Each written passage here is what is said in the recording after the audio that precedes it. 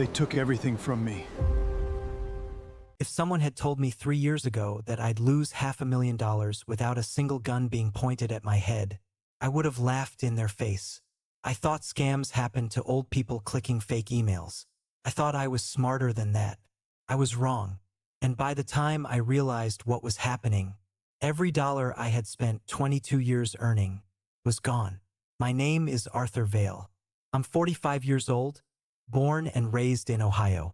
I've spent most of my adult life believing one simple rule: work hard, keep your promises, and eventually life pays you back. Turns out, life doesn't always pay its debts. Sometimes, it sends someone else to collect yours. This story starts on an ordinary Tuesday. Nothing dramatic, nothing suspicious, just another morning with burnt coffee, traffic, and too many emails. Back then, I owned a small commercial construction company. Not huge.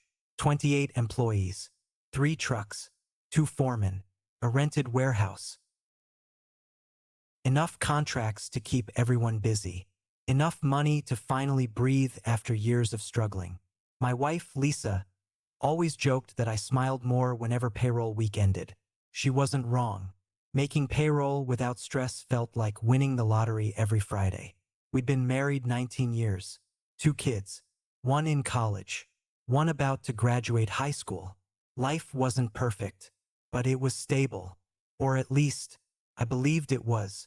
That Tuesday afternoon, my office phone rang. Unknown number.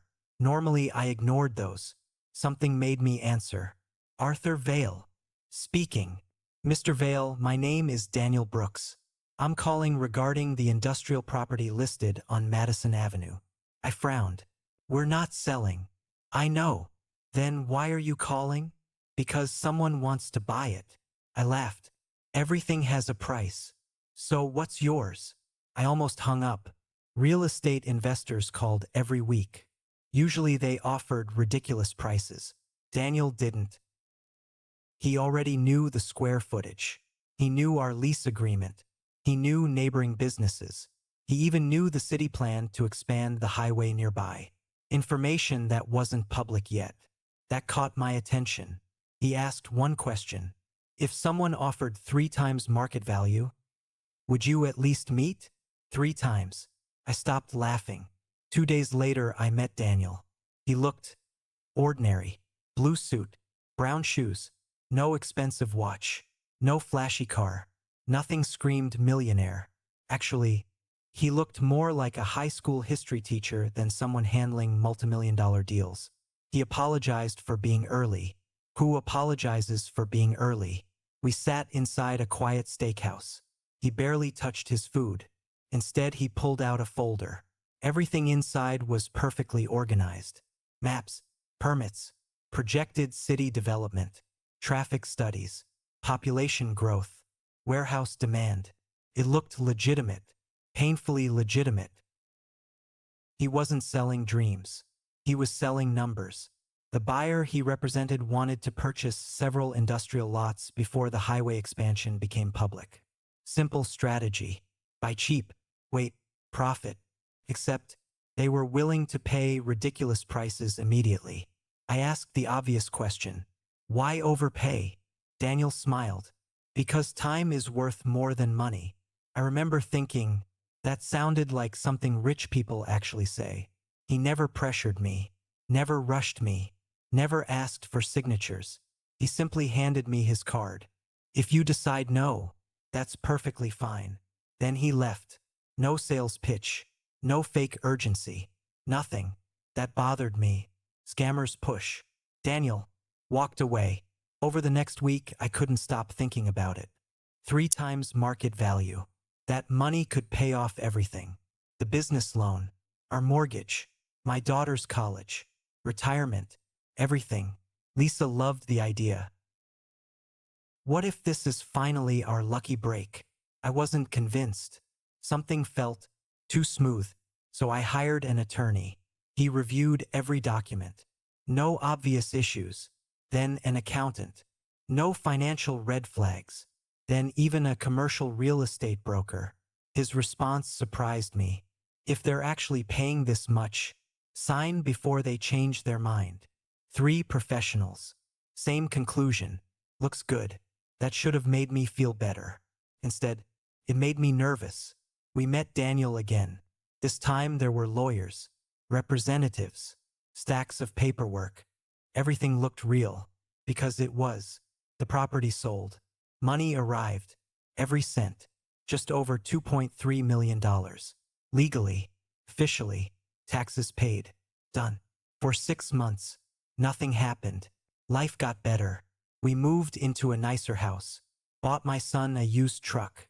Finally took Lisa to Italy. The business expanded. I invested carefully. Or at least, I thought I did. Then Daniel called again. I have another opportunity. I almost ignored him. Then curiosity won. We met at the same restaurant. Same table. Same calm smile. He congratulated me on the business growth. Asked about my family. Remembered my son's name. Most people forget names 5 minutes after hearing them. Daniel remembered details from conversations 6 months earlier. People trust people who remember them. I didn't realize that at the time. He opened another folder. This one wasn't about real estate. It was about logistics, shipping warehouses, import companies, distribution centers, commerce. He explained that a private investment group was quietly buying regional fulfillment companies before several national retailers announced partnerships. Again, numbers, data, charts. No emotional sales speech. Just facts. Projected returns around 30% annually. Conservative estimate. I laughed. Nothing pays 30%. It doesn't. Excuse me? It pays much more. That should have been another warning. Instead, I leaned closer. Daniel never promised guarantees.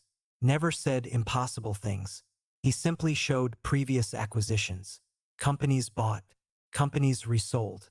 Profit margins. Everything documented. I took the folder home. Spent an entire weekend researching. Every company existed. Every executive existed. Addresses matched. Licenses matched. Phone numbers worked. Even the investment firm's website looked professional. Actually, it looked better than many Fortune 500 websites. I remember Lisa asking, "So, I can't find anything wrong." She smiled. Maybe because nothing is. Maybe.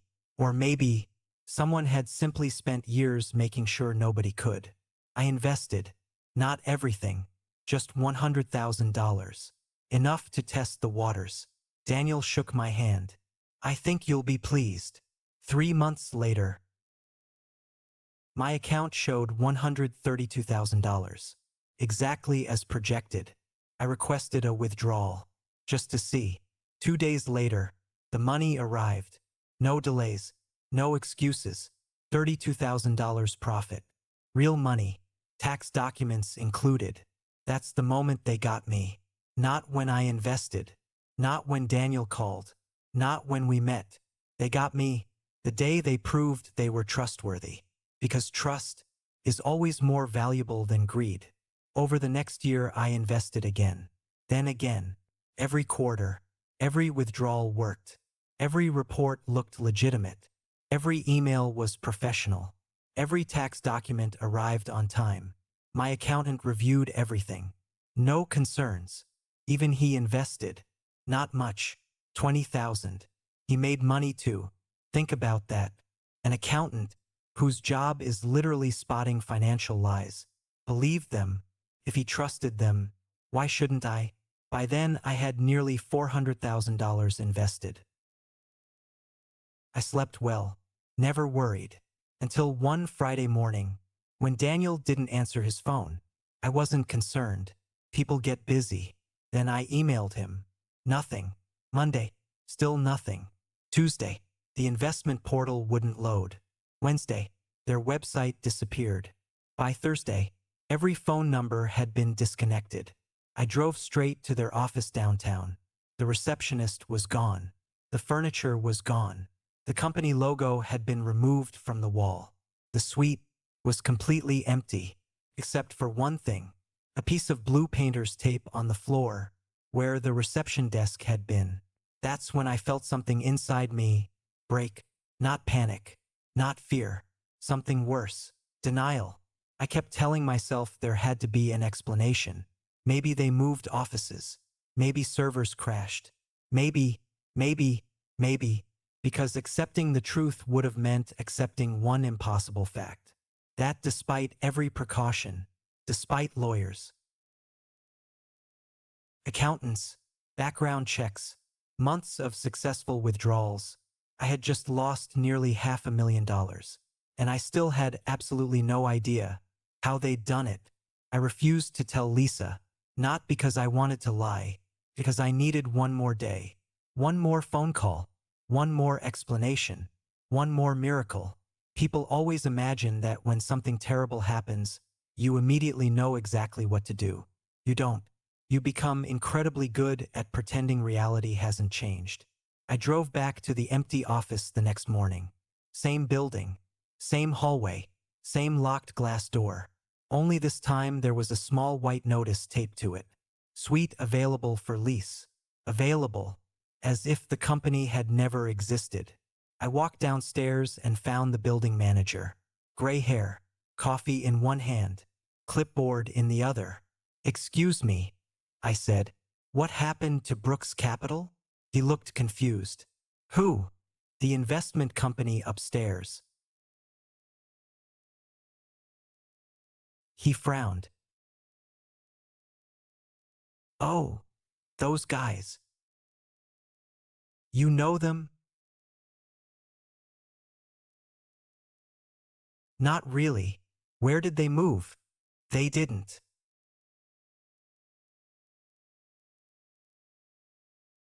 "What do you mean?" "They rented the office for 6 months." "Only 6 months?" "Yep." "They paid the entire lease in advance." My stomach tightened. "They left 2 nights ago."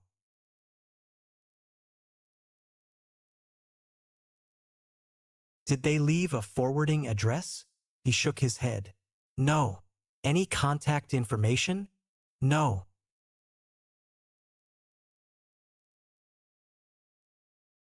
"Security cameras?" He hesitated. "They hired a private moving company." "Can I see the footage?" "I'm sorry." He didn't even finish the sentence. I already knew the answer. No. I sat in my truck for almost an hour. $500,000. Gone. Yet somehow, I still couldn't convince myself I'd been scammed. It didn't make sense. Scammers don't pay profits. Scammers don't send tax documents. Scammers don't operate for over a year, right? That's what I kept telling myself. I called my accountant. "Tom. Arthur. I think something's wrong." "What happened?" The investment company disappeared. Silence. Then a nervous laugh. "That's not funny." "I'm serious." Another silence. "I'll call them." "You won't reach anyone." "Arthur. I've already tried." He hung up without saying goodbye. An hour later, he called back. His voice sounded different, quieter. "I can't find them." Neither could he. That afternoon we went to the police. The detective listened patiently, didn't interrupt, didn't judge. When I finished, he leaned back in his chair. "Mr. Vale." "Yeah. You're not the first." I blinked. "What?" "We've had 4 reports this week." "4?" He nodded. "They all invested through the same company." "How much?" He looked at his notes. "About 1.8 million combined." I stared at him. "So, you'll catch them?" He sighed. "We'll try." Try. Such a small word. Such a terrifying word. "Do you know who Daniel Brooks really is?" "We're working on that." "So he's fake." "We're working on that." Everything was working. Nobody actually knew anything. I left feeling worse than when I arrived. At home, Lisa immediately noticed something. "You look sick." "I'm tired." No. She stepped closer. What happened? For a second, I considered lying. Then I realized something. If I lied now, I'd have to lie tomorrow, and the day after that. So I told her everything, from the empty office, to the detective, to the missing money. She didn't scream, didn't cry, didn't accuse me. She simply sat down, very slowly, as if her legs stopped working. How much? I looked at the floor. $487,000. Silence. 1 minute. Maybe 2. Finally she whispered, "Please tell me we still have enough." Enough. Such a simple question. And somehow, the hardest one I'd ever answered. "We're okay. For now." "For now." I nodded. She closed her eyes. "We're not ruined." "No. But." I couldn't finish. Because I knew what came next. $500,000 wasn't just money. It was retirement. It was security. It was 20 years of overtime. Cancelled. One sentence. One scam. That night neither of us slept. The next morning the news got worse. My attorney called. "Arthur." "I know." "No." His voice sounded unusually serious. "It's bigger than that." "What is?" "The property you sold." "What about it?" "It wasn't purchased by an investment group." I frowned. "What?" "The buyer was another shell company." So 3 months later." He paused. "They resold it. For profit. For $12 million. I almost dropped the phone. 12 million. But they paid me over 2. Correct. How? "The highway expansion." I froze. The highway. The information Daniel had. He'd known before anyone else. Or at least, that's what he'd wanted me to believe. "You think they had insider information?" "No." "What then?" "I think." He hesitated. "I think they created urgency." "What?" "They overpaid intentionally. So I'd trust them." "Exactly." The property sale had never been about the property. It had been about me. They had willingly sacrificed millions to earn something far more valuable. My confidence. Think about that. Imagine spending millions just so one man believes you're legitimate. Who does that? People planning to steal much more. The detective called later that afternoon. "We've identified another victim." "How much?" $3 million. 3 million. "Who?"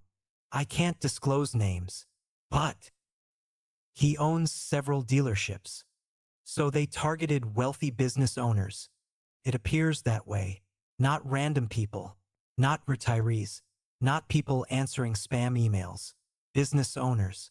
People used to signing contracts. People who trusted paperwork. People exactly like me. That realization hurt more than losing the money, because it meant they had studied us. Weeks passed. Then months. Nothing. No arrests. No Daniel. No company. No money. Every few days another victim appeared. A doctor. A roofing company owner. A logistics executive. Everyone had nearly identical stories. Perfect paperwork. Small successful investments. Easy withdrawals. Growing confidence. Bigger investment. Then, gone. One evening I received a call from an unknown number. I almost ignored it. Almost. "Arthur." "Who's this?" "My name is Michael." "I don't know any Michael." "No." He paused. But I knew Daniel. Every muscle in my body tensed. "Where are you?" "I can't say." "Who are you?" "I worked for him." "Worked." Past tense. "What do you want?" "To apologize." I laughed bitterly. "Little late for that." "I know." "Where's my money?" "I don't know." "Liar." "I'm not." "What do you mean you don't know?" "I only recruited clients." My heart started pounding. "You found victims." "Yes." "You ruined lives." Silence. Then, "I know." I wanted to hang up. Instead, I listened, because after months of nothing, this was the first real lead. "You have 5 minutes," I said. "Then start talking." He took a deep breath. "You think Daniel created the scam, didn't he?" No, he wasn't the boss. I felt cold. If he wasn't, Michael interrupted. Arthur, there never was a Daniel Brooks. The line went completely silent. Then he said something that I still remember word for word. The man you knew had already lived under 3 different names before he met you. And suddenly, I realized I hadn't just lost $500,000. I spent almost 2 years trusting someone who had never existed. I didn't sleep that night, not because I was angry, because every memory suddenly felt fake.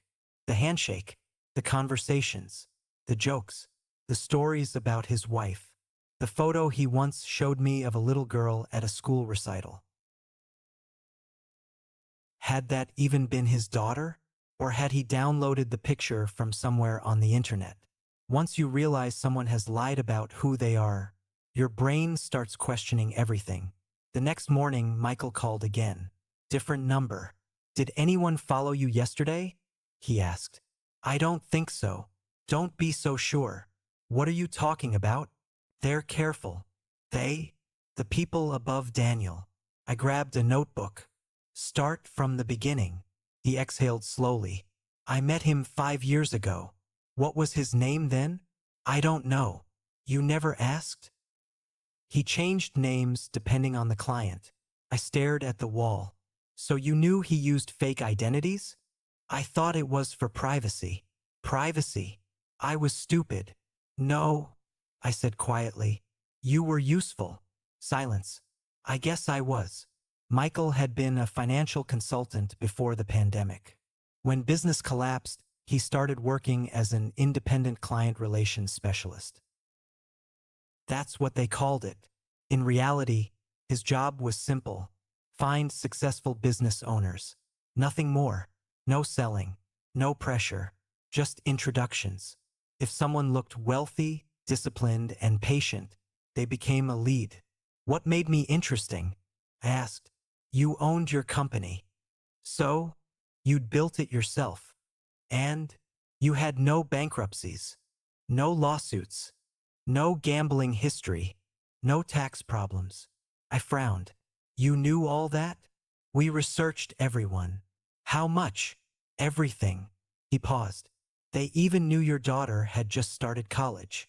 I felt sick. How? Public records, social media, business filings, property taxes, everything. Every public detail about my life had become part of a sales file. Not because they wanted to rob my house, because they wanted to rob my trust. Michael continued.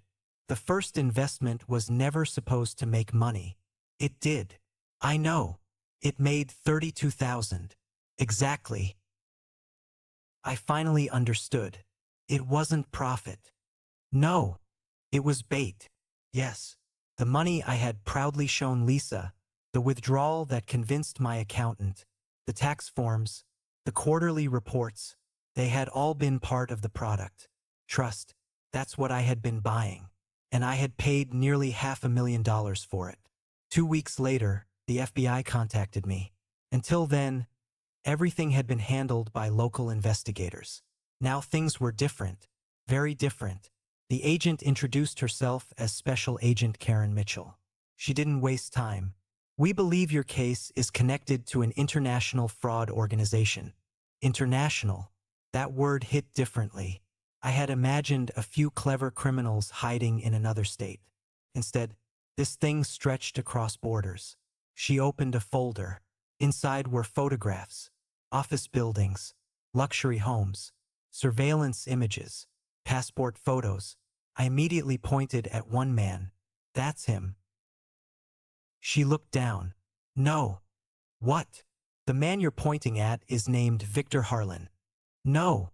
That's Daniel. She calmly shook her head. It isn't. It is. I had dinner with him. I traveled with him. I've known his face for nearly 2 years. She slid another photo across the table. Same man. Different beard. Different haircut. Different glasses. Then another.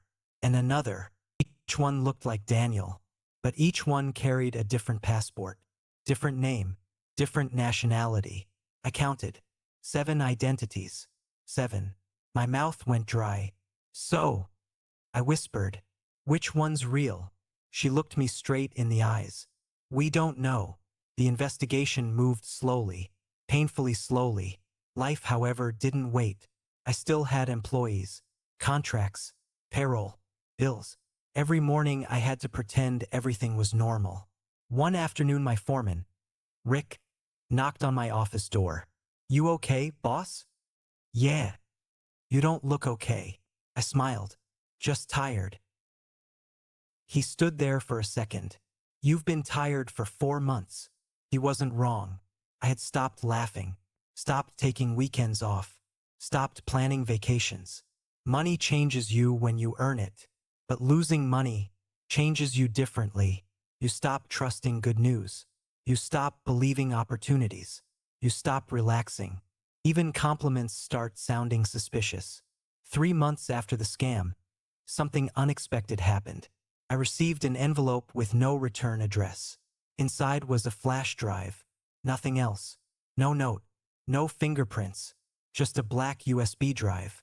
I almost threw it away. Instead, I brought it directly to Agent Mitchell. The FBI examined it first. Then she called me.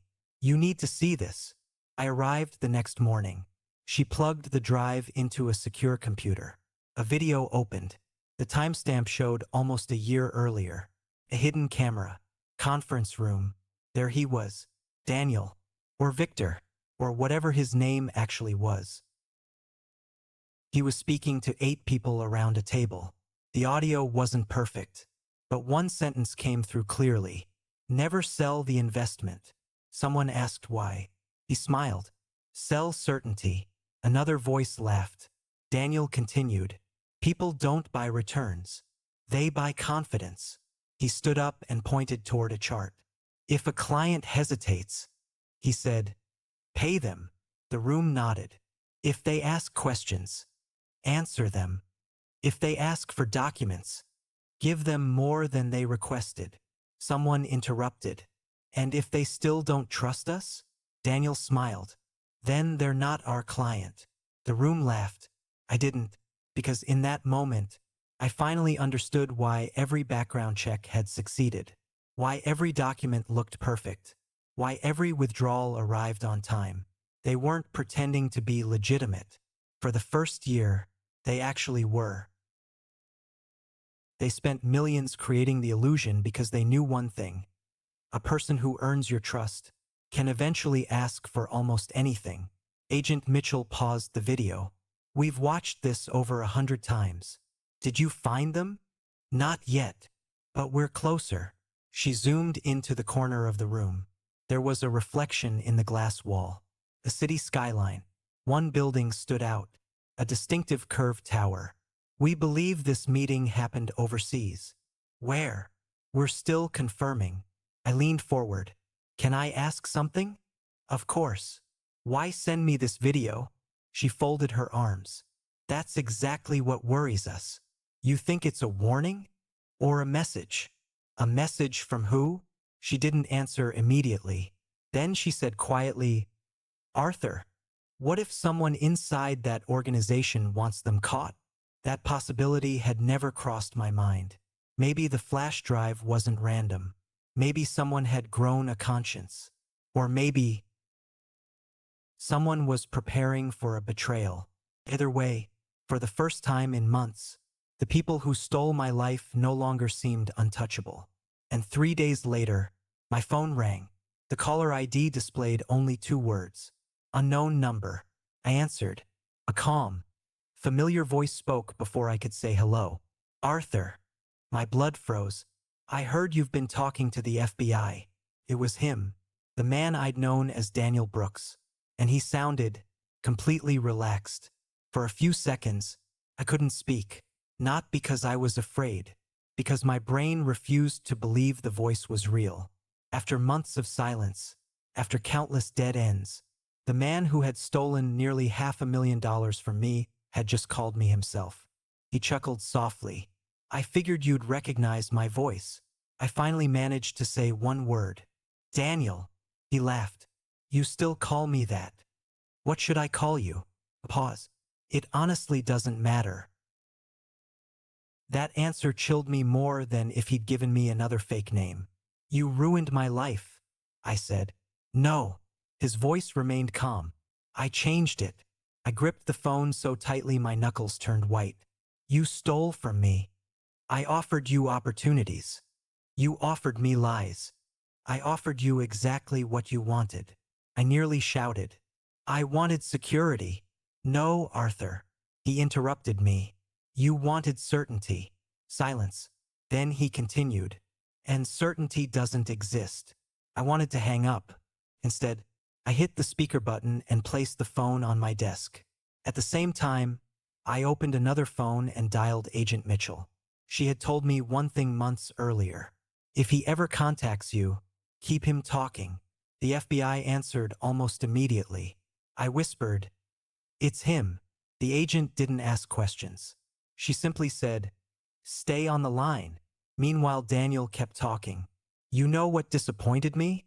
I said nothing. "You were one of my favorites." I laughed bitterly. "That's supposed to make me feel better?" "No. I just thought you'd understand." "Understand what?" "People." He sounded almost philosophical. "You still think I stole your money because I wanted money, didn't you?" "No." "Then why?" He sighed. "Because trust is the most valuable currency on earth." I stared at the blinking call timer. 3 minutes. The FBI needed longer, so I kept him talking. "You built an entire fake company." "It wasn't fake. It disappeared. So do thousands of real companies." I hated how effortlessly he answered everything. "You manipulated families. I fulfilled expectations. You lied. I simplified reality." I slammed my fist against the desk. "You destroyed people." "No." His voice hardened for the first time. "I exposed them." "What?" "Every client believed they were immune. I wasn't arrogant." "Weren't you?" He paused. "When we first met," he continued, "you told me something. I couldn't remember. You said successful businessmen can always spot a fraud." My stomach dropped. I had said that at lunch, almost 2 years earlier. He remembered. "So I gave you every opportunity to prove yourself right." I whispered, "You planned that from the beginning." "Of course." The call reached 7 minutes. Agent Mitchell texted me, "Keep him talking." I swallowed. "You've done this before." "A few times." "How many people?" I stopped counting. "Thousands." Silence. "More." The word echoed in my head. "More. More than thousands." "How many lives? How many retirements? How many marriages? How many businesses destroyed by one organization?" I asked, "Do you ever feel guilty?" To my surprise, he didn't answer immediately. Finally, he said, "Every Christmas." That wasn't the response I expected. "What?" "I remember every face." "You expect me to believe that?" "I don't care what you believe." Another pause. "I remember yours because your wife hugged you after signing the warehouse papers." Lisa. He remembered Lisa. I suddenly felt sick. He hadn't just studied me. He had studied my family. 10 minutes. The call was still active. I heard typing through my second phone. The FBI was tracing. At least trying. I needed more time. "You called for a reason." "I did." "What is it?" "I wanted to give you advice." I laughed. "Advice?" "Leave it alone." My heart skipped. "Why?" "Because you're getting close."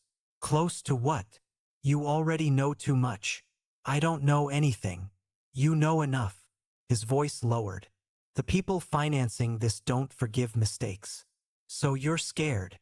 He laughed again. "No. I'm practical." "And what does that mean?" "It means dead men don't recover money." Before I could answer, he added quietly, "And neither do their families." Every hair on my arms stood up. Was it a threat or a warning? I honestly couldn't tell. Suddenly another voice appeared in the background, muffled, speaking another language. Daniel stopped talking.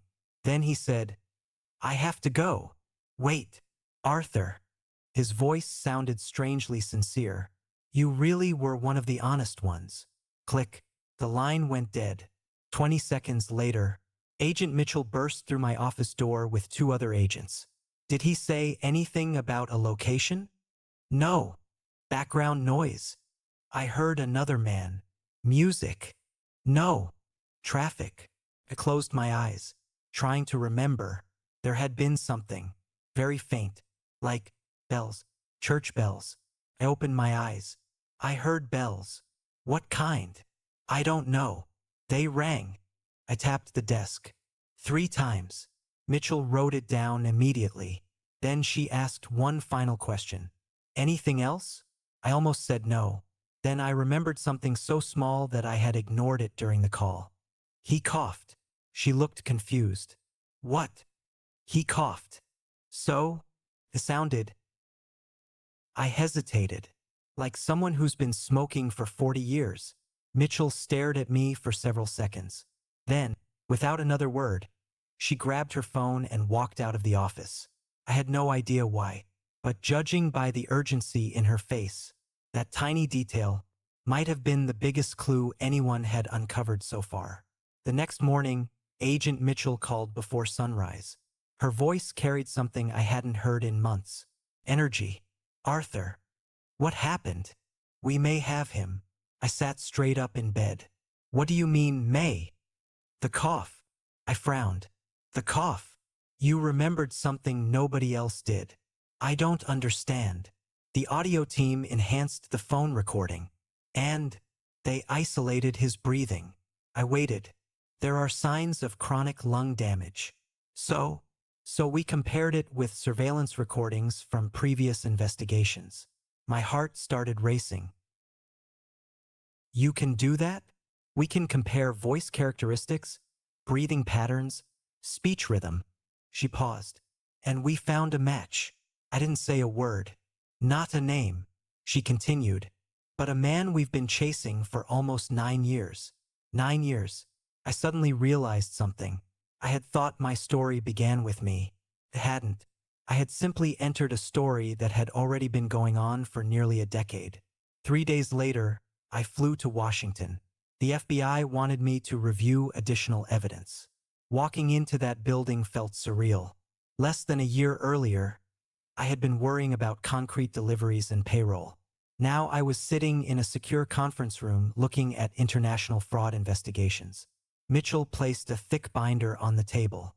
Everything in here is public after the case closes. She smiled faintly. But not today. The first page showed photographs. Victims. Dozens of them. Doctors. Contractors.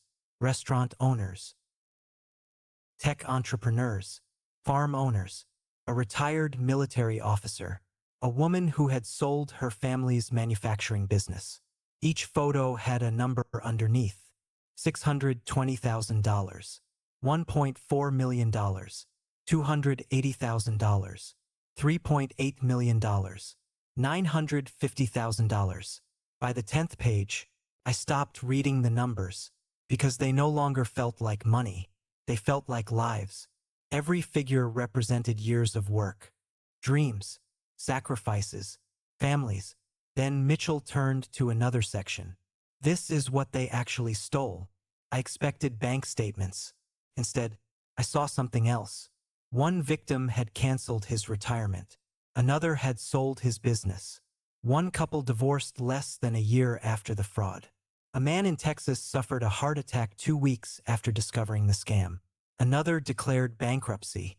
Someone else lost custody of his children after financial collapse. The money had only been the beginning.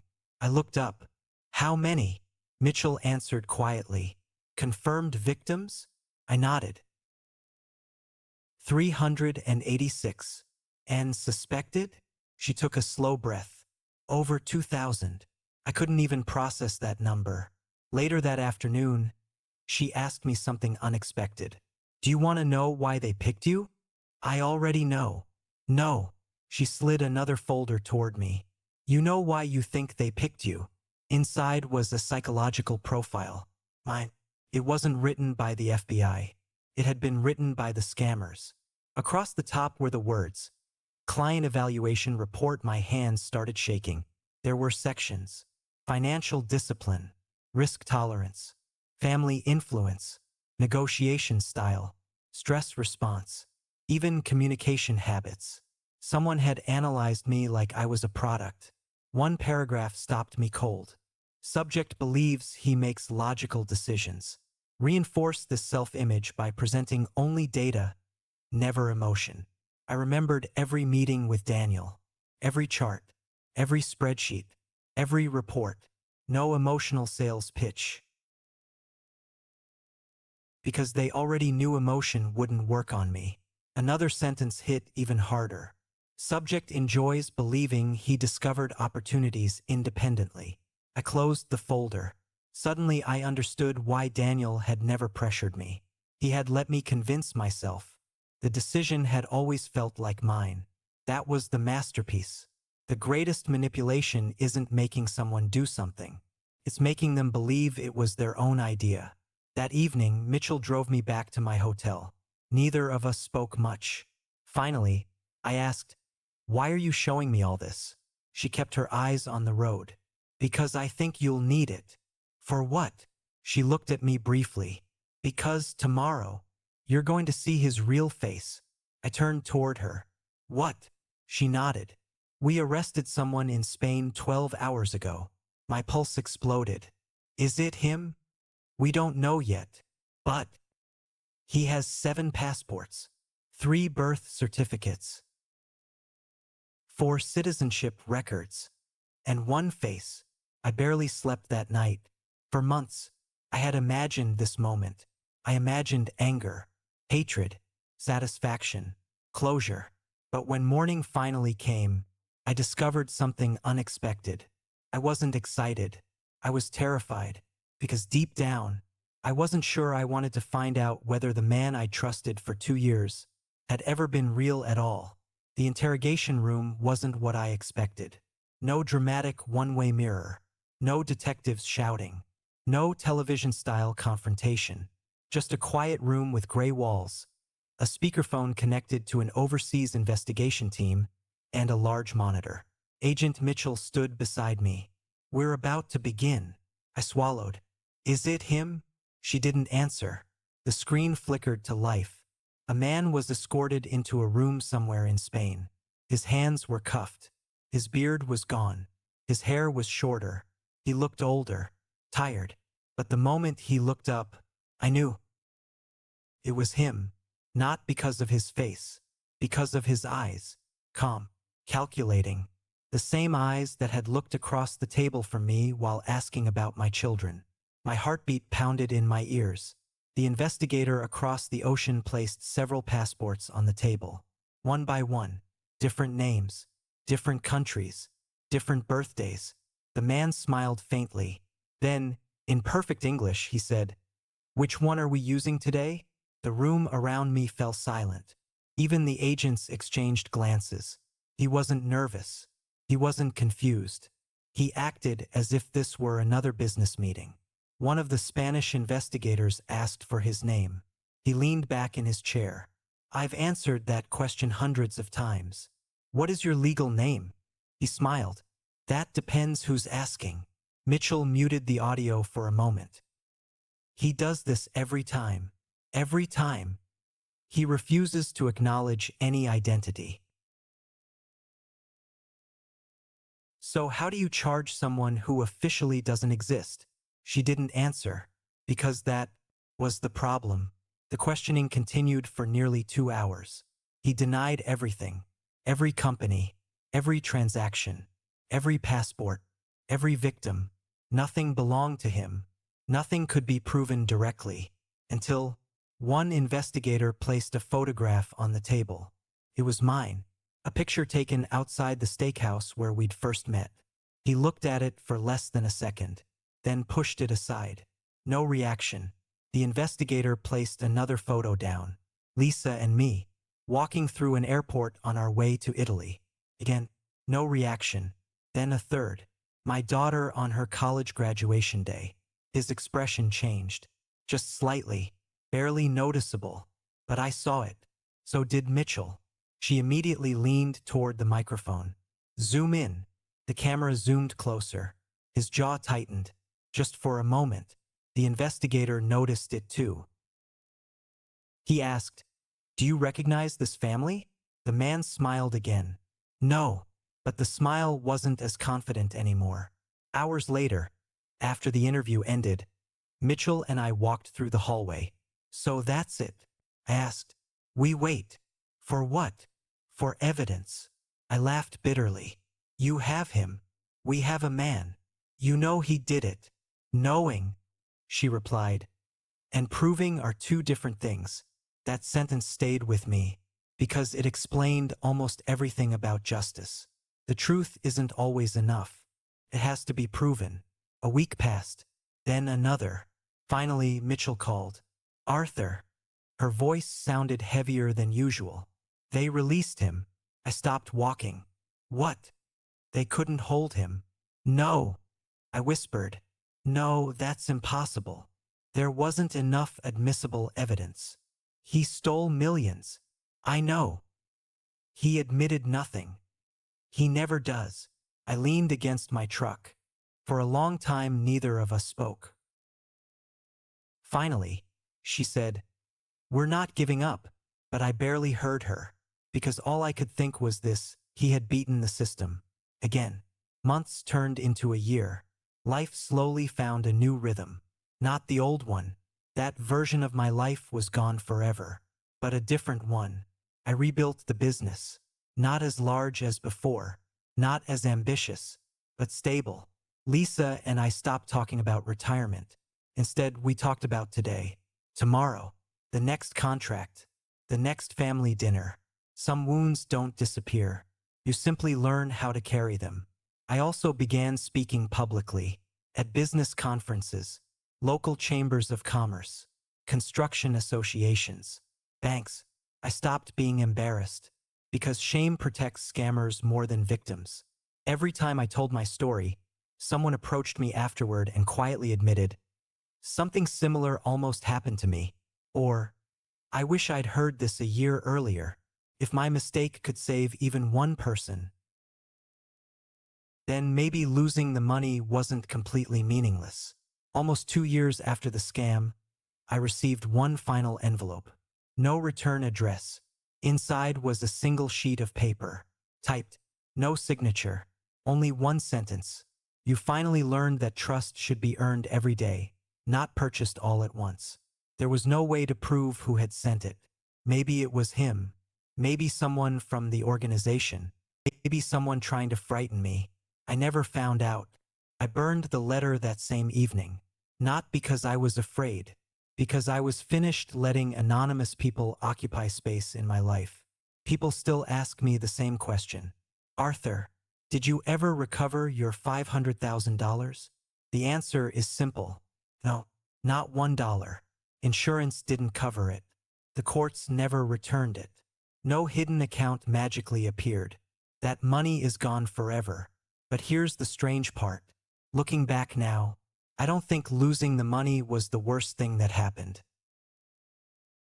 The worst part was spending almost 2 years doubting my own judgment, questioning every decision, wondering whether I had become foolish. It took me much longer to forgive myself than to forgive the people who stole from me, because they had spent years becoming experts at deception.